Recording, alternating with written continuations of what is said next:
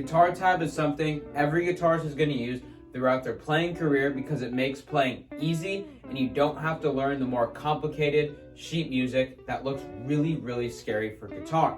So, as a beginner, even this whole bar looks pretty confusing. So here's going to be the best and simplest breakdown on YouTube. So to start off, we have a plane of 6 lines. This bottom line will be your lowest string or your E string. And sometimes you'll see letters like this instead, which signify a different guitar tuning. But no matter which way you see it, that bottom line will always be your lowest string, top line is your highest string. What makes tablature really simple is instead of making these notes on or between the lines, we just write numbers like this.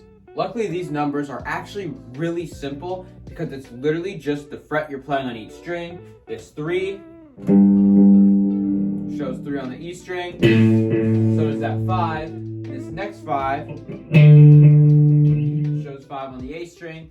Super simple, tells you exactly where to play, and that is the easiest part of tabs. However, one thing you're going to notice is these notes tell you the tempo and the duration, while these notes do not tell you the tempo at all. So when you see tabs, either above or below, you're going to see lines like this that signify the note subdivision. These lines will signify quarter notes. Now, when we have a line in between grouping them, we now get a double. To break down rhythm for beginners that may not understand, this, which would be under 3, means quarter note.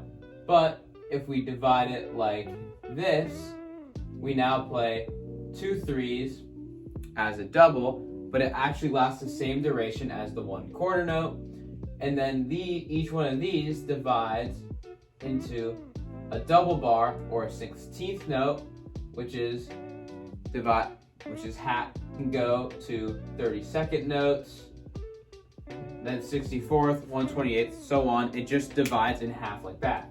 For more advanced players, you'll see something like this that signifies a triplet that you just play like da da da. And when you see a triplet with a double bar, it means you're doing a triplet of a 16th note instead of this one, which is taking a triplet of an 8th note division. That rhythm part was actually the most complex part of learning tablature. So this next part is going to be extremely easy for you. Taking our new tab bar, what happens if we see something that is an X? An X just means a ghost note that you play as a percussive hit. And if it's only on the E string, you only play it on the E string. The rest is very self-explanatory. Something else you'll see very often is sliding, which is signified by a line or diagonal line connecting 2 notes in the middle like that. For anyone that's seen my phrasing video I released earlier, it's just like this. Another phrasing technique you'll see is a hammer-on or pull-off, signified by this arc above the 2 numbers, just like this. Then if we change the arc to below, it just means you let a note ring out until you play the next one. When you see a weird triangular squiggly line above 2 notes or above the tablature like this, it just means vibrato